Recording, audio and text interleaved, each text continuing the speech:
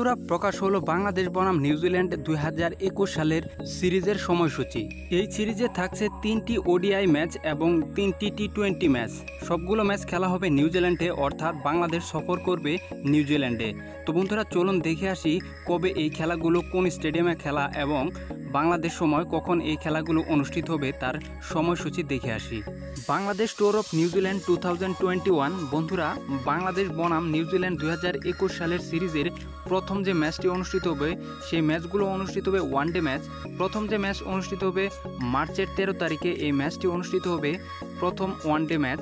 দ্বিতীয় যে ম্যাচটি রয়েছে ওডিআই, সেটি কিন্তু অনুষ্ঠিত হবে মার্চের 17 তারিখে এবং 3 নম্বর যে ওডিআইটি রয়েছে সেটি অনুষ্ঠিত হবে মার্চের 20 তারিখে।